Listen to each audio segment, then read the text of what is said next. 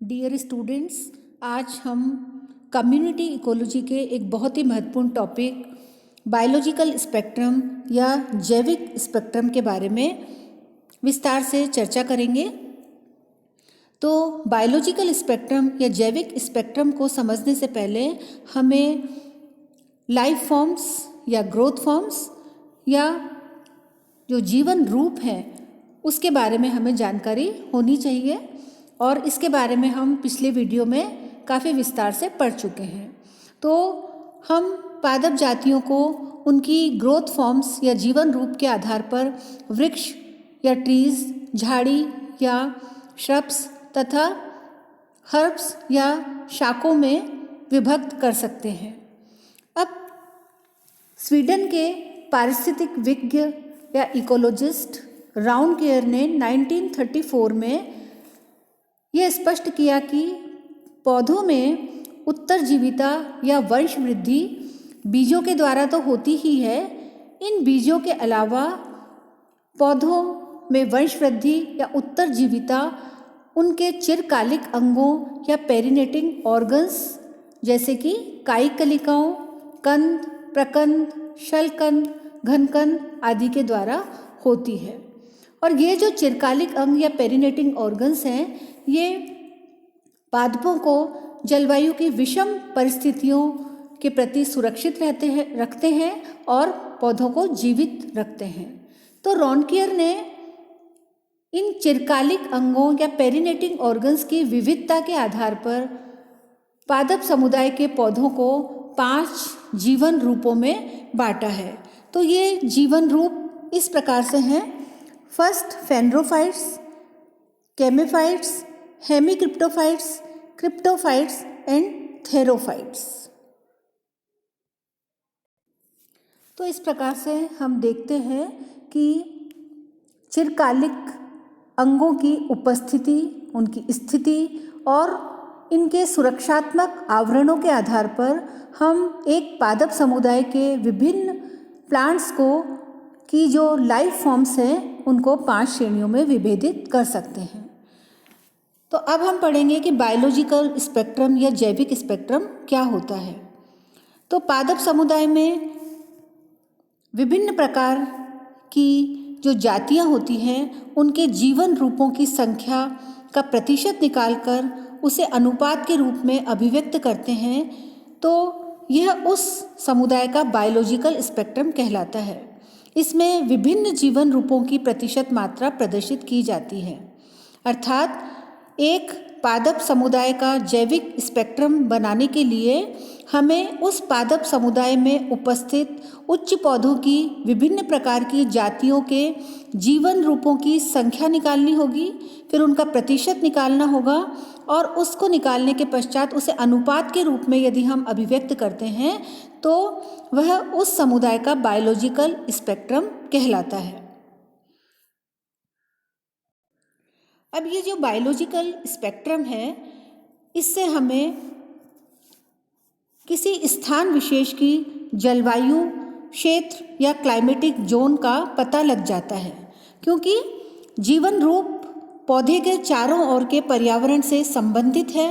अतः biological spectrum वहाँ के प्रिवेलिंग एनवायरनमेंट का सूचक है। जैसे यदि किसी पादप समुदाय में यदि फेनरोफाइट्स जो हैं वह ज़्यादा संख्या में पाए जाते हैं तो वहाँ की क्लाइमेटिक कंडीशन उष्ण और नम होगी। अब यदि किसी पादप समुदाय में केमेफाइट्स ज़्यादा संख्या में पाए जाते हैं तो यह अत्यधिक शीत जलवायु का सूचक है। यदि किसी पादप समुदाय में हेमिक्रिप्टोफाइट्स अधिक मात्रा में पाए जाते हैं तो यह घास स्थल के लिए उपयुक्त जलवायु का सूचक है। क्रिप्टोफाइट्स जो होते हैं वे उष्ण व शुष्क जलवायु के सूचक हैं। और यदि किसी प्लांट कम्युनिटी में थेरोफाइट्स की संख्या ज़्यादा होती है या उनकी प्रतिशत मात्रा ज़्यादा होती है तो यह इस बात को बताता है कि वहाँ का जो इन्वायरमेंट है या वहाँ की जो क्लाइमेटिक कंडीशंस है वह तप्त एवं शुष्क है। एग्जाम्पल के लिए यदि किसी प्लांट कम्युनिटी के अंदर थेरोफाइट्स की उच्च प्रतिशतता अगर होती है तो वह लंबे शुष्क मौसम का संकेत करती है, अर्थात वहाँ पर डेजर्ट क्लाइमेट होता है। अब रॉनकेयर ने 1934 में उष्ण एवं आर्द्र क्षेत्रों या ट्रॉपिकल मॉइस्ट रीजन्स की 1000 जातियों का अध्ययन करके संसार के पुष्पीय पादपजात या फेनरोगेमिक फ्लोरा का सामान्य जैविक स्पेक्ट्रम या नॉर्मल बायोलॉजिकल स्पेक्ट्रम तैयार किया है। अर्थात रॉनकेयर ने 1934 में क्या किया कि जो क्लाइमेटिक कंडीशंस थी वे ट्रॉपिकल मॉइस्ट रीजन्स की थी और वहाँ के जो पादप जातियाँ थीं उन 1000 पादप जातियों का उन्होंने अध्ययन किया और इन जातियों के अंदर मेनली फेनरोगेमिक फ्लोरा या पुष्पीय पादप जात थी। तो इनका जब उन्होंने अध्ययन करके जो जैविक स्पेक्ट्रम बनाया उसे हम NBS या नॉर्मल बायोलॉजिकल स्पेक्ट्रम कहते हैं। तो जो सारणी हम देख रहे हैं इसके अंदर हम देख पा रहे हैं कि जो नॉर्मल बायोलॉजिकल स्पेक्ट्रम है उसके अंदर फेनरोफाइट्स की संख्या सबसे अधिक 46% है और ये इस बात का सूचक है कि वहाँ की क्लाइमेटिक कंडीशंस जो हैं वे ट्रॉपिकल मॉइस्ट है या उष्ण एवं आर्द्र क्षेत्र वहाँ पर उपस्थित है। अब इस सारणी से जो कि चित्र में आपको दिखाई दे रही है, इस सारणी के अंदर हम देखते हैं कि यदि किसी प्लांट कम्युनिटी के अंदर थेरोफाइट्स की संख्या अगर सबसे ज़्यादा है, जैसे यहाँ पर आप देख पा रहे हैं ये थेरोफाइट्स है और इनकी संख्या यहाँ पर 42 से 50% है, तो हमें अपने आप ही इस बात की सूचना मिल जाती है कि उस पादप समुदाय का जो इन्वायरमेंट है या वहाँ पर जो क्लाइमेटिक कंडीशंस उपस्थित है वे डेजर्ट क्लाइमेट या मरुस्थलीय जलवायु की द्योतक है। तो इस प्रकार से हमें इस सारणी से ये पता चलता है कि किसी पादप समुदाय के जैविक स्पेक्ट्रम का अध्ययन करके जब हम उसका रॉनकेयर द्वारा प्रदत्त आंकड़ों अर्थात नॉर्मल बायोलॉजिकल स्पेक्ट्रम से जब उसकी तुलना करते हैं तो हमें उस क्षेत्र की जलवायुवीय परिस्थितियों के बारे में ज्ञान प्राप्त हो जाता है। जैसे आप इस सारणी से बहुत अच्छे से देख रहे हैं कि ये नॉर्मल बायोलॉजिकल स्पेक्ट्रम है जिसके अंदर 46% फेनरोफाइट्स है, अर्थात सबसे अधिक प्रतिशतता इन्हीं प्लांट्स की है। लेकिन यदि हम देखें कि किसी प्लांट कम्युनिटी के अंदर थेरोफाइट्स 42 से 50% है तो हमें अपने आप ही जब हम इन प्लांट्स की नॉर्मल बायोलॉजिकल स्पेक्ट्रम से तुलना करेंगे तो हमें पता चल जाएगा कि थेरोफाइट्स की संख्या सबसे ज़्यादा है, अर्थात वहाँ पर जो प्रिवेलिंग इन्वायरमेंटल कंडीशंस होंगी वे मरुस्थलीय जलवायु या डेजर्ट क्लाइमेट की तरफ हमें सूचना प्रदान करती है।